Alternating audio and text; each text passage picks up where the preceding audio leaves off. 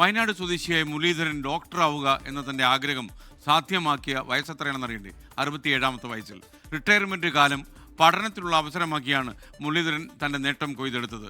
പ്രായം ഒന്നിനും തടസ്സമല്ല എന്നതിന്റെ ഏറ്റവും വലിയ ഉദാഹരണമായി നമുക്ക് മുന്നിൽ മുരളീധരൻ നിൽക്കുകയാണ്.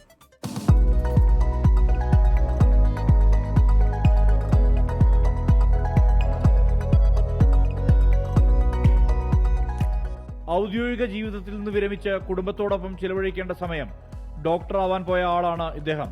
കൽപ്പറ്റ എമിലി സ്വദേശിയായ കരയടത്ത് മുരളീധരൻ ആഗ്രഹ സഫലീകരണത്തിന്റെ നിറവിലാണ്. സ്റ്റേറ്റ് ബാങ്ക് ഓഫ് ഇന്ത്യയിൽ നിന്ന് 36 വർഷത്തെ സേവനത്തിന് ശേഷമാണ് ഡോക്ടറാവാനായി ഉസ്ബെക്കിസ്ഥാനിലേക്ക് വിമാനം കയറിയത്. 6 വർഷത്തെ പഠനത്തിനിപ്പുറം ഡോക്ടർ എന്ന പദവി സ്വന്തം പേരിനൊപ്പം കൂട്ടിച്ചേർത്തു.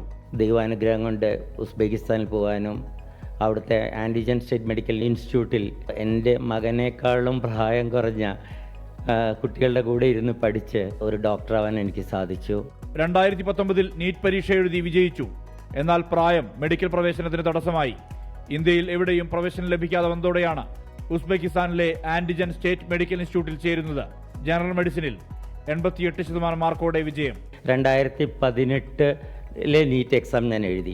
പക്ഷേ ഡൽഹി ഹൈക്കോടതി അതിലിടപെട്ട് പ്രായപരിധി കാരണമായിട്ട് എൻ്റെ റിസൾട്ട് അവർ തടഞ്ഞു വയ്ക്കുകയാണ് ചെയ്തത്. സുപ്രീം കോടതിയിൽ പോയി അതിനെതിരെ വിധി സമ്പാദിക്കുകയും നീറ്റ് ക്വാളിഫൈ ചെയ്യുന്ന ആദ്യത്തെ സീനിയർ സിറ്റിസൺ ആവാനുള്ള ഒരു ഭാഗ്യം എനിക്കന്ന് ലഭിക്കുകയും ചെയ്തു.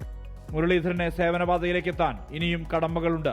ഇന്ത്യയിൽ ഒരു ഡോക്ടറായിട്ട് വർക്ക് ചെയ്യണമെന്നുണ്ടെങ്കിൽ ആദ്യമായി ഫോറിൻ മെഡിക്കൽ ഗ്രാജുവേറ്റ് എക്സാമിനേഷൻ എന്നൊരു എക്സാം പാസ്സാവേണ്ടതുണ്ട്. ഈ 1 ഇയർ ഇന്റേൺഷിപ്പും FMG പാസും ഉണ്ടെങ്കിൽ ഇന്ത്യയിൽ എവിടെയും പ്രാക്ടീസ് ചെയ്യുന്നതിന് യാതൊരു തടസ്സവും ഉണ്ടാവുന്നില്ല.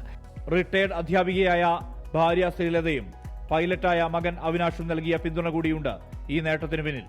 ഒപ്പം ആഗ്രഹ സഫലീകരണത്തിനായുള്ള അർപ്പണബോധവും. സുർജിത് അയ്യപ്പത്ത്, 24 വയനാട്.